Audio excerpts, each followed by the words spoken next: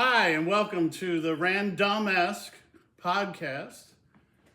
We'd like to first thank our sponsors, Florham Park Dental Excellence with Dr. Paul Banks. And we'd like to thank Minuteman Press in Clark with me, Jim Mooney. We're your branding and printing partners. So I'm going to turn it over to my partner here, who's going to introduce himself, and then I'll introduce myself. Hey everybody, my name is Dr. Paul Banks, practice dentistry in Florham Park, New Jersey, and went to George Washington University undergrad, Georgetown Dental School, and now I've been practicing for 35 years. Still practicing, wow. Well, I haven't gotten it perfect Yeah, yet. I know, I'm kind of wondering. That's the beauty of it. Yeah, that's good. That's why I got malpractice insurance. That's right. You have to. And how Paul and I know each other, we grew up in Northeast Philadelphia, separate from each other. We didn't know each other in Northeast Philly, but I even did the miles the other day, and we grew up about 5 miles from each other in different sections of Northeast Philadelphia, so that's how we know each other. We met here in northern New Jersey a few years ago, and we become really good friends. With that, I'm Jim Mooney. I again grew up in Northeast Philadelphia, and we're here. We reside in northern Jersey. So I find that people that grew up in Philly and they move elsewhere, Philly people tend to gravitate towards each other for some reason. Absolutely, because everybody else hates us. That's right, we don't care. And we don't care. We're okay with it. So. Can't sing the song yet. Yeah. So we have a couple of topics of conversation tonight that we're going to take you through, 3 different ones. And the first one is definitely a controversial topic in Philadelphia because nobody likes the same cheesesteak shop in Philly. Everybody has their own brands. Even I invited a friend of mine, an old neighbor where I lived in California, out one time, and he said, "Jimmy, wow, nobody likes the same place." So this is a little bit, we wanted to start on a high note here with cheesesteaks. So what I wanted to ask Paul, since we grew up in Philly, is, to you, what makes a good cheesesteak? What's the ingredients that you like best in a cheesesteak? Well, the one that makes the best cheesesteak is someone buys for you. Yeah, that's true. That's true. No, I'm always a big greasy cheesesteak kind of guy. I mean, I like the grease. I also like that the steak is chopped, love onions, and Cooper Sharp cheese on it.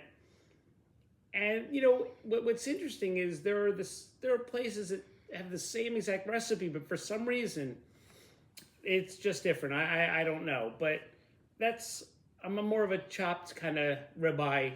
Yeah, I'm with you on that. Yeah, absolutely. And I always think honestly, and you'll see this on other menus outside of Philadelphia, they call it out because it is such a unique brand. And that is the Amoroso roll. It's what I think starts the cheesesteak and what's a part of it. It's got like that grittiness on the outside. And we were talking about it the other day, and it's like it's the water. There's my Philly term, water. That creates that grittiness in Philly. I liken it to sourdough in San Francisco, and to bagels over in Brooklyn and the boroughs. It all stems from the water, and in the Bay Area, the fog even, that helps that bread grow. So I think that the bread is a really big part of a cheesesteak. Yeah, I think arguably that's why Brooklyn has great pizza. Yeah, yeah. It's actually excellent. It's the same thing. But there are so many places, cheesesteak places in Philadelphia, and most of you are familiar. Oh, if you're familiar with them at all. Pat's, Geno's, Tony Luke's, which is not Tony Luke's anymore. Sure. Ishkabibbles.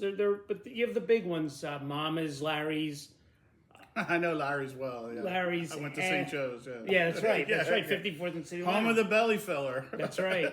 That's right. And they're just so many. And tell you the truth, someone asked me once, "What's the best cheesesteak in Philly?" And my response was the one that's open at 3 a.m. and you're Yeah, hungry. pretty much. When you're eating 3 of them. I remember in college, my one friend was able to eat 3 cheesesteaks one night at like 2 in the morning. There's no way I could ever do that, but hats off. Did you have to run for antacid in the morning for him? I probably did.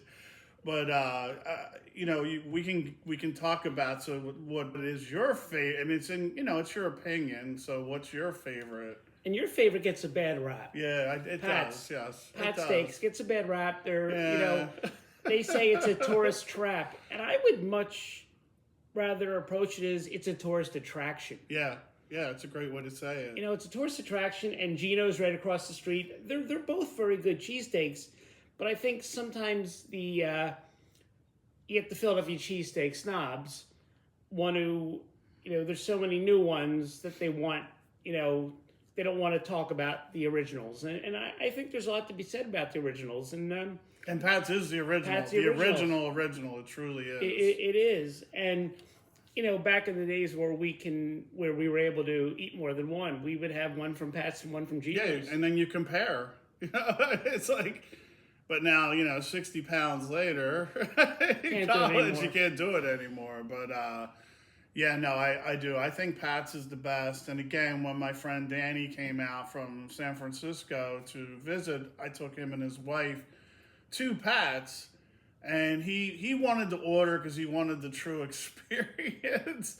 And then he ordered it, and then he was paying, and he's like, "Oh, you didn't get my third cheesesteak or whatever." They forgot. And they said, "No, you didn't order it." And they started screaming at him, and That's Philly. It's like Philly, and it's like, and Danny turned to me, he goes, "Jimmy, I love it." He's like, "They're yelling at me." That's exactly the experience he wanted. But I mean, when you're eating that cheesesteak outside of Pat's, there in South Philly at 9th and Passyunk, it's truly unique. And if you're there at 2 in the morning, they have basically stadium lights across the street, and there's a line from the ballpark that's there.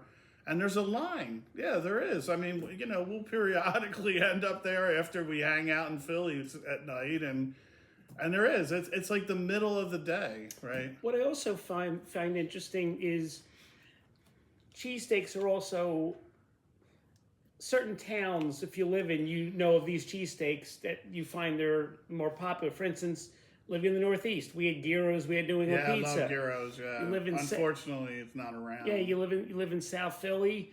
You have Angelo's, you've got Pat's, you've got Tony Luke's, which I don't even know what it is now on Gino's.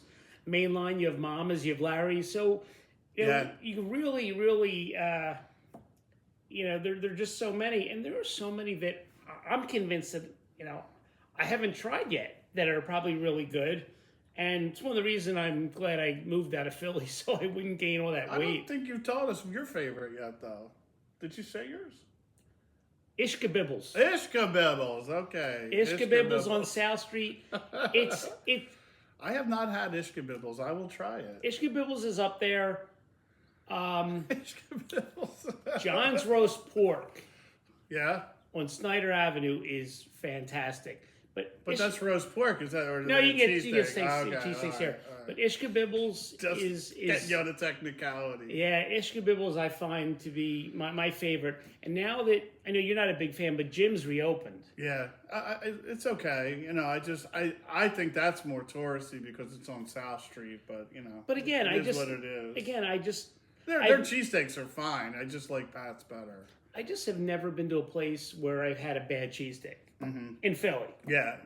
Well, I've had some bad cheesesteaks. I haven't. Because I got to tell you, it goes back to the ingredients. It's got to have the white American. You can't overdo the onions. I like what you said about the chopped steak as well, and the Amoroso. But I am not a Cheese Whiz fan. No, Cheese Whiz That's is sacrilegious. like sacrilegious. They're okay on the fries, but on cheesesteaks, no. It's got to be white American because there's a salt texture to white American cheese that isn't in the other cheeses. And then that, again, it's all that combination that makes an incredible cheesesteak. And man, I'm getting hungry right now. Jim, do you know what a Philly taco is? I do not. You do not know. Now, this isn't rehearsed. He really doesn't know. I don't, and I'm going to do the Johnny Carson. I did not know that. I did not know that. I did not know that. On South Street, you have Jim's, and then up the street, you have Lorenzo's, which is a pizza place. And Lorenzo serves the big shore pies, the huge pizzas. Is that like big ass slices Yeah, over a market? Yeah, exactly. What a name for a brand. What a pizza! What a I'm losing my A cheesesteak taco. cheesesteak taco cheese. That's okay. What you do is you go to Jim's, you order the cheesesteak, you go to Lorenzo's, order the slice, and you wrap the slice of pizza in the cheesesteak and you cut it in half. I like that. I have not done that. I did not know that. Yeah, that's the thing about that is, truth be told, 2 bites and I'm done. So, we're always on a quest for good cheesesteaks outside of the Philadelphia area because, you do get cravings for them once in a while living here in northern Jersey, just outside of New York. And so, since we both live in the same area here in Union County and are you Morris County or Essex? Essex County. We're pretty close to each other where we live. I don't know, maybe I don't know. It doesn't matter. Yeah, it doesn't matter. But, so, what have you found is the best cheese? I know mine, and I think we could combine on this one. Honestly, and you may not believe this. Okay. I have never had a cheesesteak outside of Philly. Wow, how about that? Never. I'm gonna implore you. I'm going to ask you to go to our good friend Burham with Out of Hand Pizza in Westfield and have one of his cheesesteaks. He told me he was going to make me one. Yeah, it's the closest to a Philly cheesesteak you can get here in northern Jersey. It's the same. Great guy, too. He's a great guy. Great guy. Great for the town of Westfield. Incredible pizza, obviously. But the cheesesteak, and I've told him this, personally. I'm like, you make an incredible cheesesteak. It's the closest you can get to Philly without being in Philly, from what I found here in northern New Jersey. Yeah, no, he's mentioned that to me. I'll have to check it out, but I'm sure maybe. Oh, I remember, Master Pizza. Yeah, Master Pizza years ago had a cheesesteak because my son Jonathan, loved them. Okay. Before he got indoctrinated into what a real cheesesteak was, but it was okay. Yeah, okay. But I'm telling you, go to Out of Hand Pizza and try Burham's. It's really good. So. It's in Westfield, New Jersey. That is in Westfield, New Jersey, heart of Westfield, New Jersey, and a really good community person. He does a lot of great for vets and first responders and police and fire departments in the surrounding Union County area. So, thank you. Okay, we're going to move on to our next topic since we've done that whole cheesesteak thing. And, so Paul and I, we text each other a lot at night, randomly when we can. And none of it is intellectual. Yeah, none of it is. That's the good thing. It's kind of comic relief for both of us, to be honest with you. I really enjoy our text correspondence. But one of the topics that comes up once in a while or frequently is, that we talk about are like these crazy town names in the United States. Like there's just these towns you can't believe these are actual town names. So, I just, because Paul did some more research on this, even further from ones that we've talked about. What are some of the crazier town names you've seen, and maybe even names that have like a double entendre type of gig going on? Well, may I start out with Climax, Michigan? Yeah, Climax, Michigan. I didn't know that one. Yeah. Well, at least you know when the town ends, right? Yeah, exactly. Does the town smoke afterward? the smokestack. They sell a lot of cigarettes in Climax. Yeah, they sure do. That was and the one which is near and dear to my heart is Bald Head, Maine. I didn't know that one. Bald Head, Maine. Bald Head, Maine. Wow. Yeah, it's I really it's not so much the names that are intriguing. It's why did they come up with them? Yeah, like where do these come? And they might be like Old English, whatever. Oh, there's Ding Dong. Like Ding Dong, yeah. But I have driven through my anus, but my anus, Connecticut, is another one. And I sent Paul a really funny That was hysterical. jackass skit that they did. All the things that they could do around my anus. That doesn't sound good, but it's hilarious. Is Check everyone it here out. over 21? Hopefully everybody here is over. But that's the name of the town. It truly is Mianus. It's Mianus. I mean, it's in Connecticut. It's just on the border of Connecticut and New York. You can drive through Mianus Now, on 95. For you amphibious and zoology fans, there is Toadsuck, Arkansas. The genesis of that name, I don't know. Maybe someone has some kind of fetish. Yeah, Toadsuck. I don't know. And then, because Paul and I grew up in Philly, and Lancaster's just, about an hour and a half away from Philadelphia, there's always Intercourse, PA, of course. And as we would like to say, Virginia may be for lovers, but Pennsylvania has intercourse. So And also have a bird in hand. and Bird in Hand and Blue Ball, PA. It's like all these crazy, Amish names out in all the towns in Lancaster, which is a beautiful, beautiful section of Pennsylvania. But what they say about us is true. Yes. But very green and serene and incredible landscape out there in Lancaster. But they do have some pretty wacky names. And I don't know, again, I really like to delve into this and kind of find out the genesis of these names. But I don't know. I've got more important things to do in my time. So I think that this one has become more recently a crazy name. Based on I know the first time I ever heard the term was in a film. I think it was something about Polly when he said he sharded. Well, there's Charlottesville, PA, which recently it came back to my mind when my wife and I drove through the state of Pennsylvania from Pittsburgh recently, and I'm like, we're in Charlottesville. Like, that's just unbelievable to me that there's a town. But it's probably more recent history. It didn't obviously mean that early on in its infancy of being a town, but it has grown into meaning something completely different. Yeah, I'm trying to think of going through this.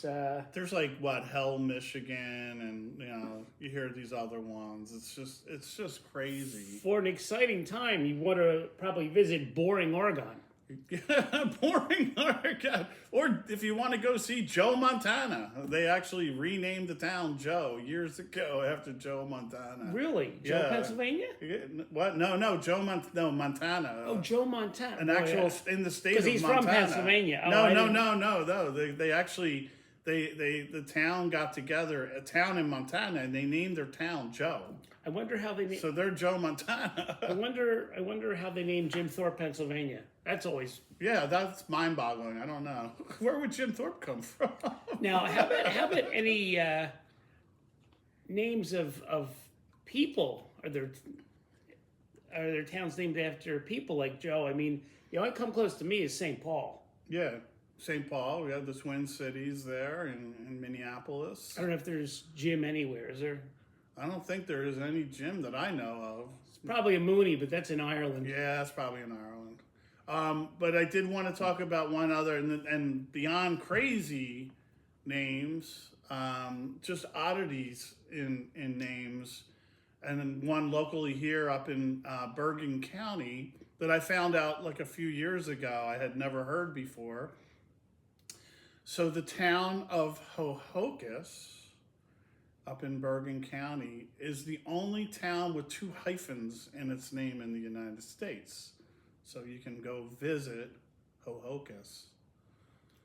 New Jersey. That's the only one with hyphens. With 2 hyphens. I'm just curious, Two what led you to that? What? To just did you sit there and wake up and go, there's got to be 2 hyphens somewhere in the country? No. It actually was because, when we were looking at, as a family, Minuteman Press, which we landed ultimately in Clark. Are there hyphens in Minuteman Press? I visited the Minuteman Press in Hohokus as one of my due diligence, and that's where I found out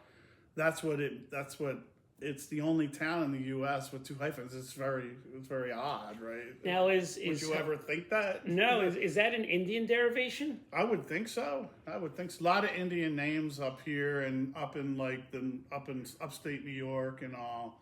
A lot of Indian. My niece wanted me to mention too that because we grew up in Philly, it just rolls off our tongue when we talk about the Schuylkill. But a lot of people don't know how to say the Schuylkill because it's this crazy, river in Philadelphia that no one knows how to pronounce. Now, do you remember when you learned how to drive and when you drove one what they called it? What was the nickname for the Schuylkill? Oh, I do remember. My dad said it recently. What was it again? The Shortkill Expressway. The Shortkill Expressway. Because there were always accidents. It took... Driving from Northeast Philadelphia to Center City was probably about a 30-minute drive if there wasn't a car on the road. Never.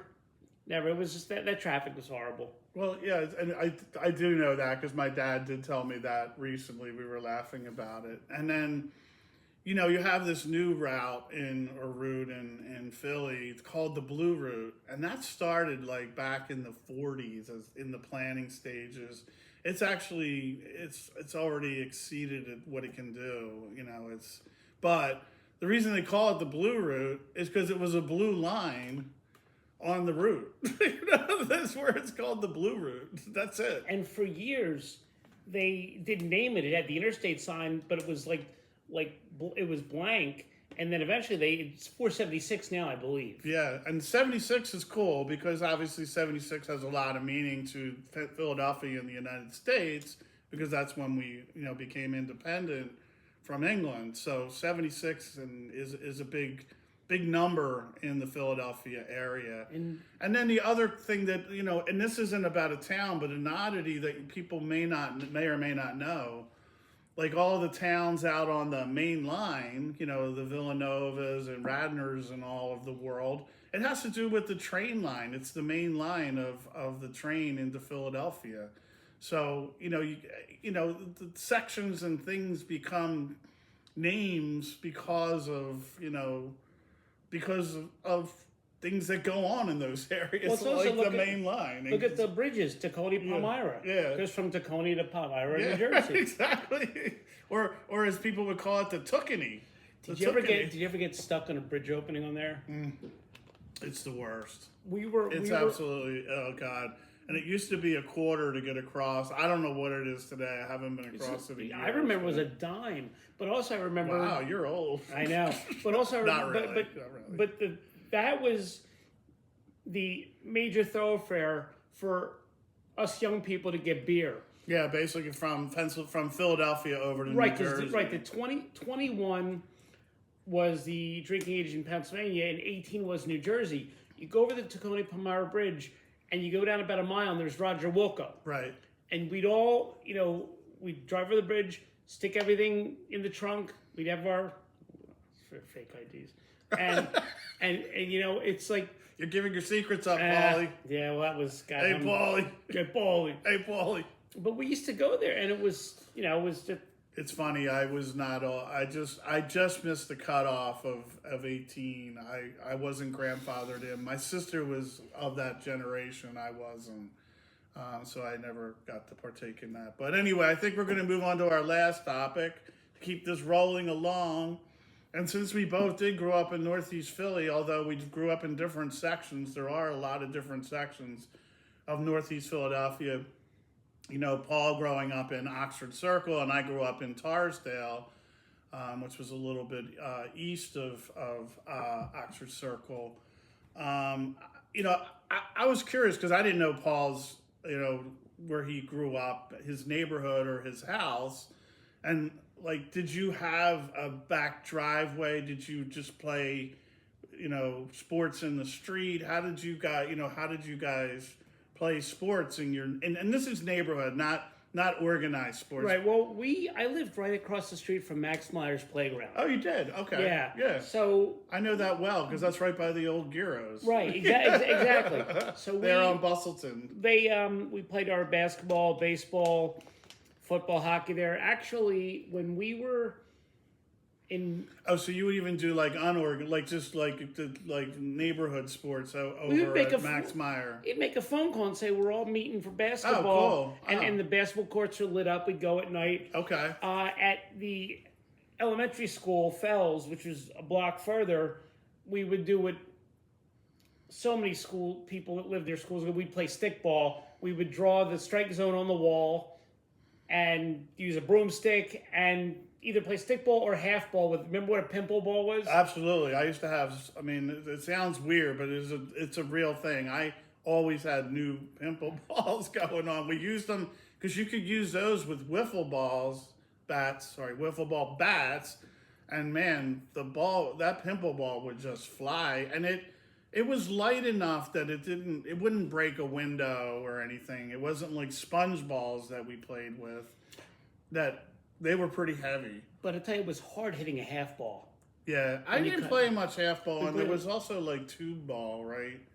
Like you would take like a carburetor or whatever the tube was in a car, and they would cut that. They did that in Torristown. Yeah, we did that in Torristown. We were, in fact, that's the next part of our conversation.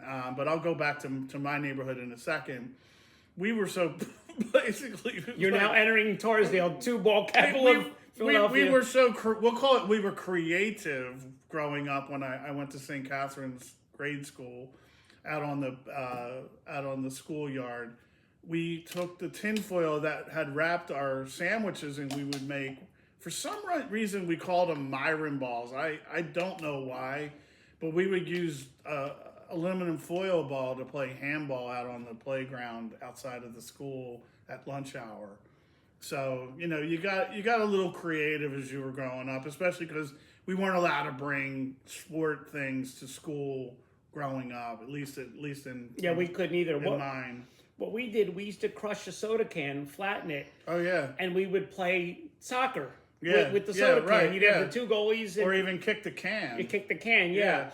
And we would do that. Now, what we used to do in school was we had those chairs that would roll, and we would play hockey or soccer rolling in the chairs. Teachers didn't appreciate that, so that got banned pretty quickly. Yeah, I'm sure it did. But it was, I didn't grow up in Northeast Philly. I grew up in Logan, which was in North Philly. So I moved up to Northeast Philly in 77.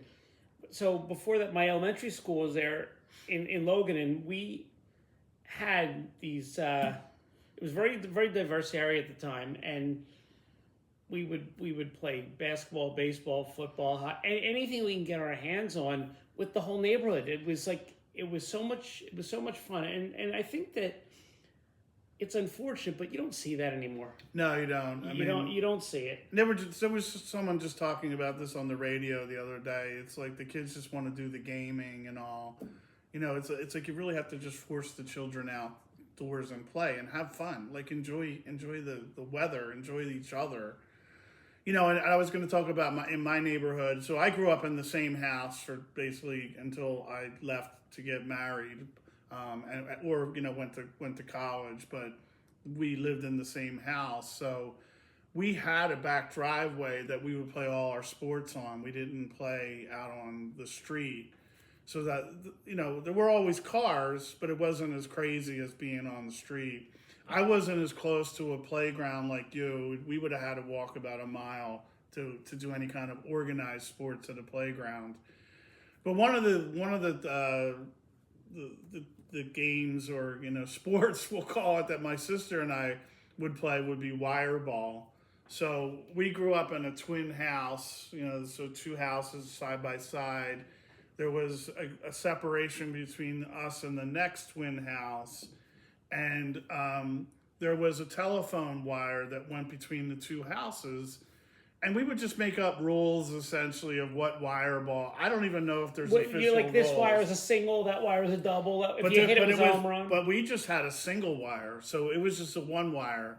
And so basically the way my sister and I would play is if you hit the wire and you miss the ball, it's a home run kind of thing. Or we would say it's a single, depending on how we wanted to play it.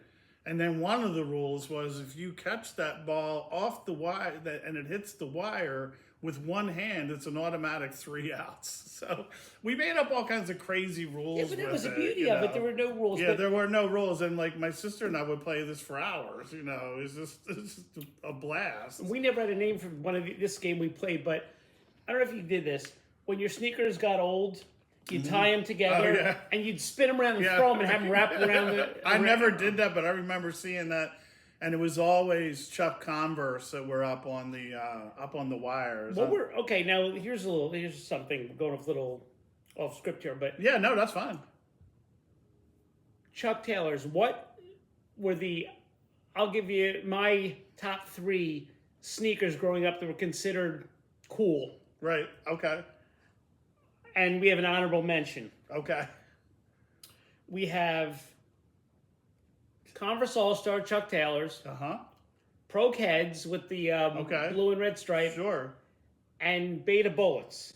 I don't know that Remember one. Beta Bullets? Beta No. Bullets, they were kind of like barely in the top 3. And then they had PF Flyers, which were kind of like... I don't know those either, yeah. Yeah, but if you had a pair of Chucks or Chucks Pro Heads... were really they were the cool brand in the 70s growing up. And there's nuances among neighborhoods in Northeast Philadelphia. So, and I'm serious on this when I say it.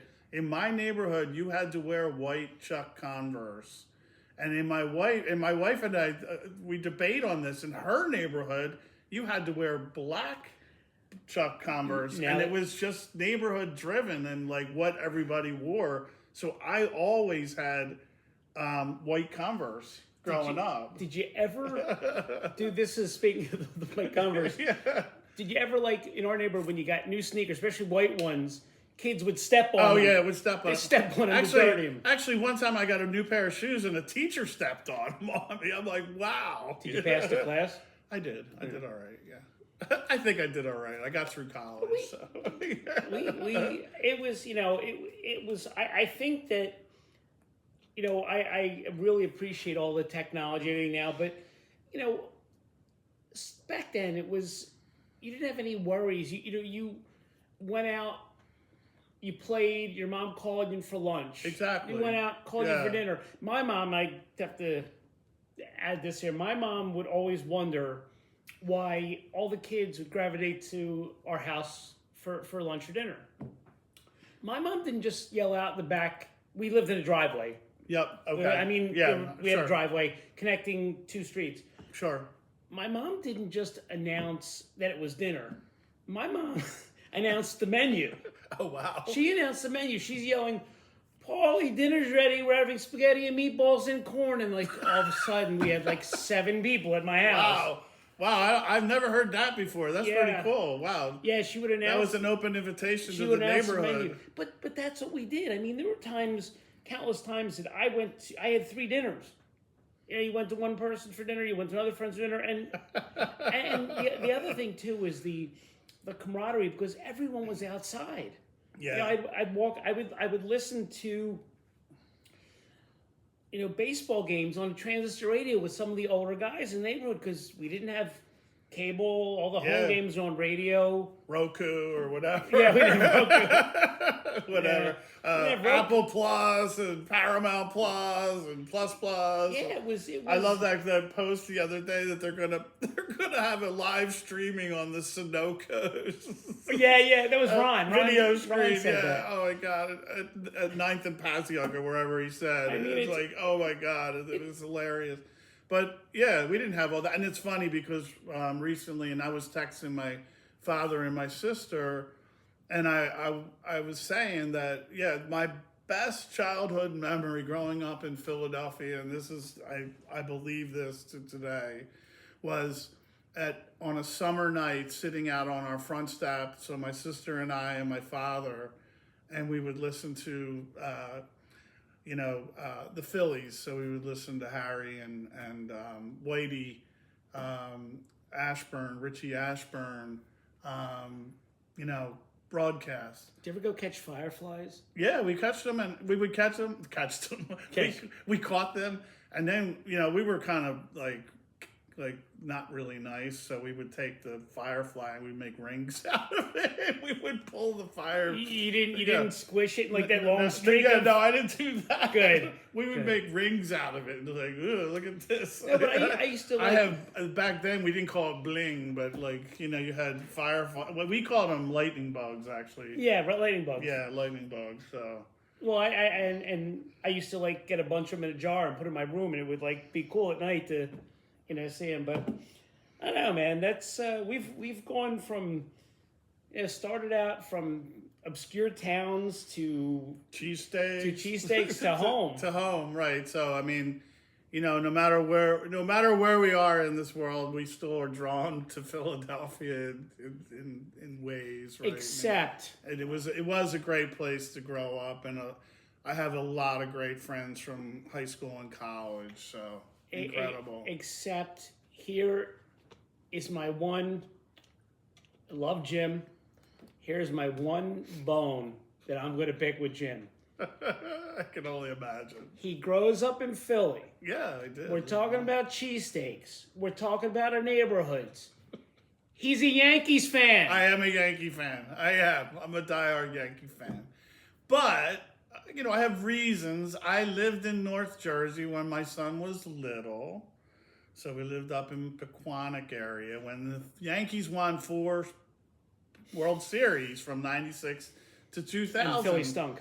And this is a way that my son and I connected when he was growing up. And so it's a very big connection to the two of us to be Yankee fans. So I'm a Yankee fan with him. Now, with that being said, they may be my American League team, but the Phillies are my National League team. And I was never more excited than when they won in 1980 and finally got over that hump. Because, man, the Reds every single year, and I hated the Big Red Machine growing up. I just wasn't a fan. And the Dodgers had our... And it's and they just every year beat us. It finally took us bringing Pete Rose over to get us over the hump. And I can deal with Jim being a Yankees fan. So help me God, if he roots for anyone but the Eagles... It's done. I root for the Birds. In fact, we've gone to Dallas games the last couple of years ago, and they beat them both times that we've gone. So I think I'm your good luck charm. Yes. But anyway, we have a blast and love the Birds. Yeah, they're great, and that's a connection Seamus and I have as well. So yeah, no, it's fun. As much as I love the summer, having season tickets to the Eagles, it's a nice segue into the fall. And all the hope that we're going to win a Super Bowl and something happens. And oh yeah, always. It's just as always, but it's fun. It is fun. It is fun. It's fun being Eagles, Birds fans. I love it. But we should start wrapping up here. So, I want to thank Paul. We want to thank our sponsors. So, Florham Park Dental Excellence, Dr. Paul Banks here, Minuteman Press Clark. We are your branding and printing partners, so we appreciate everyone tuning in today, and we'll be back with podcast number 3. Not sure what the topics will be, but I'm sure they'll be fun. We'll have some. They'll be fun, yeah. But thanks everybody. Thanks for being here.